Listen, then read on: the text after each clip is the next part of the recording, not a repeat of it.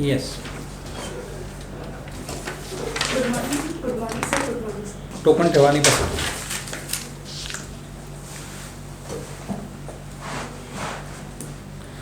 किती तुमचा token number?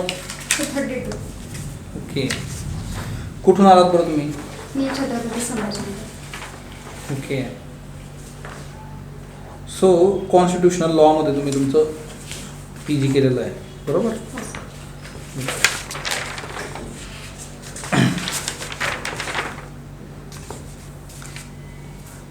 ज्युडिशरीमध्ये तुमचा जो इंटरेस्ट आहे बघा, आता जे आहे तुम्हाला जज बनायचं आहे, का बरं?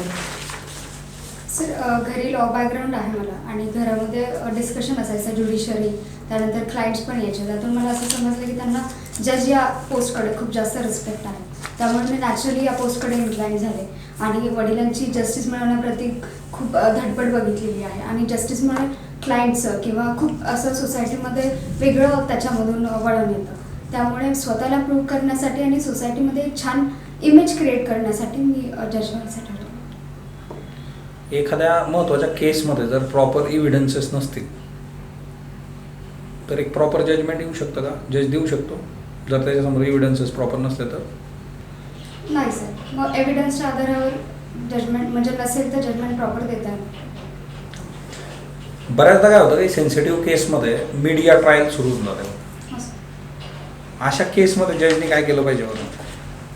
सर मला वाटतं मीडिया जी आहे ती एक fourth pillar of the democracy आहे, म्हणून त्याचं जे काम आहे ते लोकांना अवेअर करणं. पण त्यासोबत मला असं वाटतं एक रेग्युलेटेड बॉडी असली पाहिजे जे लोकांचा पर्स्पेक्टिव्ह ज्युडिशरी बाबतीत किंवा न्याय देण्याप्रती ती थोडीशी फेअर ट्रायलनुसार त्यांनी त्याप्रमाणे घेतलं पाहिजे.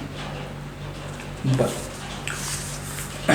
तुम्ही सांगितलं की घरी तुम्हाला लॉचं बॅकग्राऊंड आहे. काय करतात बरं आई बाबा? सर वडील वकील आहेत आणि ओके. हसून ओके. वडील जर वकील आहेत बघा, तर मग आता तुम्हाला सेकंड जनरेशन नेक्स्ट जनरेशन जे आहे क्लायंट्स वगैरे सगळी लिगसी तुमच्याकडे येईल.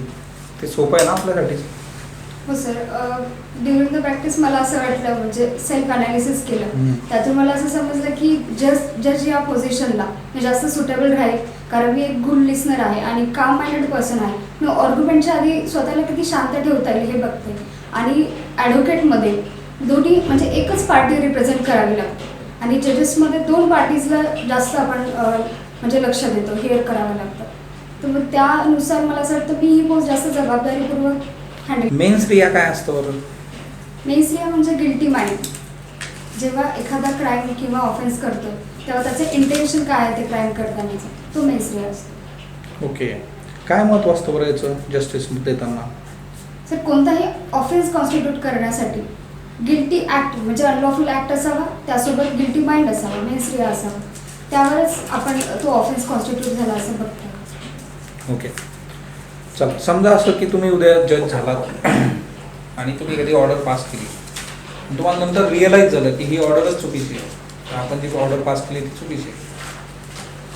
काय राहील बरं तुमचा स्टँड? सर CPCनुसार जर सिव्हिल जजमेंट केलेलं असेल त्यानुसार रिव्ह्यू पण मी करू शकते, ज्यात कोर्ट स्वतः मोठं कॉग्निझन्स घेऊन ते रिव्ह्यू करू शकतो. जर त्याच्यामध्ये काही क्लिअर फॅक्ट समजले नसेल किंवा एक सफिशियंट रिझन वाटत असेल तर रिव्ह्यूही करता येईल. तुम्ही 2023 मध्ये ग्रॅज्युएशन कम्प्लीट केलं, त्याच्यानंतर काही कोर्टात तुम्ही प्रॅक्टिस वगैरे केली का? हो सर. कुठल्या कोर्टमध्ये? जास्त CJJD म्हणजे सिव्हिल जज ज्युनियर डिव्हिजन आणि JNFC कोर्टाकडेच केली. तिथे कसं आहे मग तुमचा आत्तापर्यंतचा कोर्टाच्या कामकाजाचा अनुभव किंवा एकंदरीत कोर्टात तुम्हाला काय काय वाटतं? हो, आत्ताच्या टेक्नॉलॉजीनुसार कोर्ट फायलिंग जे आलेले आहेत त्याच्यामध्ये त्यांना क्लार्क असतील किंवा स्टेनो असतील त्यांना थोडी ट्रेनिंग दिली पाहिजे, ज्या टेक्नॉलॉजीचा कशा प्रकारे आपण चांगला यूज करू शकतो आणि केस लिस्टिंग वगैरे कशा फास्ट पद्धतीने करता येईल हे पण त्यांना शिकवलं पाहिजे. आणि जेव्हा आपण ॲडजमेंट ॲप्लिकेशन जज समोर येतात त्याला कंट्रोल केलं पाहिजे. एक्झॅम्पशन ॲप्लिकेशन त्याने पेंडन्सी कमी होऊ शकते. सध्या भारतामध्ये विचार केला आपण तर किती केसेस साधारण पेंडिंग आहेत बरं? अराउंड 5 करोड प्लस पेंडिंग आहेत केसेस. त्याचा निपटारा कसा करता येईल फास्ट? आपल्याला काय करावं लागेल? सर्वात महत्त्वाचं म्हणजे ज्युडिशियल रिक्रुटमेंट केलं पाहिजे आणि ते पण फास्ट प्रोसेस थ्रू त्या वॅकन्सी कंप्लीट केल्या पाहिजे. सेकंडली ADR मेकॅनिझम म्हणजे अल्टरनेटिव्ह डिस्प्यूट रिझॉल्युशन, मेडिएशन थ्रू किंवा कंपाऊंडिंग जेवढी जास्त सेटलमेंट होता येईल लवकर ते जास्त बघितलं पाहिजे. आणि थर्ड म्हणजे इन्फ्रास्ट्रक्चर डेव्हलपमेंट केली पाहिजे, जेणेकरून जास्त जेवढे जज येतील तेवढ्या जास्त केसेसही पटकन हँडल म्हणजे त्याचे. पण या संदर्भातल्या गोष्टी आता सध्या होत नाहीयेत का बरं, का होत आहेत? ग्रॅज्युअली होतात, जसं की नवीन क्रिमिनल लॉज थ्रू टाईमलाईन्स वगैरे दिलेल्या आहेत, त्या हळूहळू इम्प्लिमेंट केल्या तर पेंडन्सी कमी होऊ शकते. आपण एक नेहमी म्हण ऐकतो बघा, justice delayed is justice denied. याच्याबद्दल काय म्हणणं आहे तुमचं? Yes, justice delayed is justice denied या सोबतच मला असंही वाटतं की जस्टिस हरीड इज जस्टिस ब्युरिड. म्हणजे जर आपण जस्टिस द्यायला जास्त गडबड केली तर त्यामध्ये जस्टिस मिळण्यासाठी सुद्धा कुठेतरी कमतरता होऊ शकते. फेअरली दोघा पार्टींना समजण्यात नाही येणार, एव्हिडन्स कमी मिळतील, तर त्यावरही संकट. हो, पण बऱ्याच मॅक्सिमम केसमध्ये डिलेच होतो. घाई तर मला वाटत नाही की तेवढ्या केसेसमध्ये होते. मॅक्सिमम ठिकाणी आपण काय बघतो की डिलेच होतं काही ना काही कारणाने. कुठल्याही पार्टी असेल ॲडजस्टमेंट बऱ्याच वेळा मागतात, त्याला काही बऱ्याच वेळा व्हॅलिड रिझन पण नसतात. पण मग हे सगळा डिले जो होतोय किंवा प्रोसिजरल डिले जो होतो, कोर्टाला सुट्ट्या तेवढ्या वारंवार असतात, त्याच्यामुळे जो डिले होतोय त्याच्यावर काय करायचं? जसं मी आधी सांगितलं, ज्युडिशियल रिफॉर्म्स म्हणजे रिक्रुटमेंट वगैरे हँडल करून तेच एक सध्या वेगवेगळ्या सुट्ट्या असतात कोर्टाला वर्षभराच्या कालावधीमध्ये. हो. कुठल्या कुठल्या मोठ्या सुट्ट्या असतात? ऑनरेबल हायकोर्ट या ठिकाणी क्रिसमसच्या सुट्ट्या असतात 5-6 दिवस. त्याच्यावर 5-6 दिवस. किती दिवस असतात क्रिसमस हॉलिडेज? कन्फर्म माहिती आहे का तुम्हाला? 25 डिसेंबर टू 2 जानेवारी इथपर्यंत असतात. Fix every year? Yes. Okay. आणि अजून summer holidays? Summer holidays May मंथमध्ये असतात. Around I am not sure about this. तुमच्या घरी जसं तुम्ही म्हणाल की तुमचे बाबा पण वकील आहेत, तुमच्याकडे कोर्टाच्या कामकाजाविषयी एक सेपरेट कॅलेंडर पण असतं बघा, की ज्यात कोर्टाच्या सुट्ट्या मेन्शन केलेल्या असतात. हो. ते आहे का तुमच्याकडे? हो आहे. त्यात ऑब्झर्व केलं तुम्ही समर हॉलिडेज यावर्षीचे कधी आहेत? नाही, जास्त डिटेलमध्ये गेले नाही, पण मी नक्की यावर बघून घेईन. रिट पिटिशन काय असतं बरं? रिट पिटिशन ही एक रेमेडी दिलेली आहे कॉन्स्टिट्यूशन. जर एखादा फंडामेंटल राईट तुमचा वॉलेट होत आहे तर तुम्ही डायरेक्टली सुप्रीम कोर्ट किंवा ऑनरेबल हायकोर्ट यांच्यासमोर रिट पिटिशन दाखल करू शकतो. रिट कोण कोण दाखल करू शकतो, की कोणीही करू शकतो? प्रायव्हेट पर्सन किंवा पब्लिक अथॉरिटी किंवा जजेस सुद्धा रिट पिटिशन करू शकतात. म्हणजे त्या केसमध्ये मी समजा हॅम्पर झाली आहे, नाही झाली आहे, किंवा मला काही संबंध नाही आहे त्या टिपिकल कन्सर्न, तरी पण मी करू शकते का? हो, करू शकते. आपल्याकडे महिलांच्या सुरक्षेविषयक कुठले कुठले कायदे सध्या आहेत बरं? 2005चा आहे डोमेस्टिक व्हायलन्स. त्यानंतर protection of woman from sexual harassment act workplace 2013. त्यानंतर Muslim woman protection of divorce and protection of maintenance rights तो एक ॲक्ट आहे. त्यासोबत कोर्टामध्ये प्रॅक्टिस केलेली आहे, सिव्हिलमध्ये पण केलेली आहे हो. आणि क्रिमिनलमध्ये पण केलेली आहे. क्रिमिनलमध्ये करत असताना तुम्हाला म्हणजे टाईप्स ऑफ क्रिमिनल केसेस सांगता येतील का तुम्हाला? कुठले असतात? सिव्हिल क्रिमिनल, रेग्युलर क्रिमिनल केस आहे म्हणजे RCS. त्यानंतर समरी क्रिमिनल केस आहे SCC. अच्छा, त्यामध्ये काय म्हणजे किती वर्षाची पनिशमेंट असल्यावर कुठले केस असते ती? म्हणजे रेग्युलर क्रिमिनल केसमध्ये किती वर्षाची पनिशमेंट? लिमिटेशन CRPC नुसार दिलेलं आहे. म्हणजे 1 वर्षपर्यंतचा त्याचा ऑफेन्स असेल तर 1 वर्षामध्ये ती फाईल केली पाहिजे. 3 वर्षाच्या आत ते पनिशेबल असेल तर 3 वर्षाची लिमिटेशन पिरियड दिलेला आहे. ओके. आणि आता कुठलीही म्हणजे जज म्हणून तुम्ही आता सिलेक्ट झाला तर पनिशमेंट 2 वर्षाची देतात, 7 वर्षाची देतात, तर ती पनिशमेंट देताना तुम्ही कुठले फॅक्टर्स कन्सिडर करा? पनिशमेंट देताना अॅक्यूज फर्स्ट टाइम ऑफेंडर आहे का ते कन्सिडर केलं जातं. त्यानंतर तो जर स्वतः ब्रेड अर्नर असेल त्याचा फॅमिलीचा, तेही कन्सिडर केलं जातं. आणि पूर्ण ट्रायलमध्ये त्याचा इनोसन्स प्रूव्ह झाला आहे की तो गिल्टी प्रूव्ह झालेला आहे, हे पनिशमेंट देताना बघितलं जातं. ओके. आता सध्या BCMGच्या इलेक्शन झाल्या होत्या, त्यामुळे तुम्ही वोटिंग केलं आहे का? हो सर. केलं आहे का? ओके. आता तुम्ही माझे सुमोटो कॉग्निझन्सबद्दल बोलला होता. जर कॉग्निझन्स असतं ते कॉग्निझन्स कुणाचं घेतलं जातं? सर ऑफेन्स घेतलं जातं. ओके. बरोबर. आणि आता तुम्ही ज्युडिशरी देणार आहात, तर JMFC आता तुम्ही जज बनणार आहात, तर त्याची हिरार्की सांगता येईल का तुम्हाला? हो सर. सांगा बरं.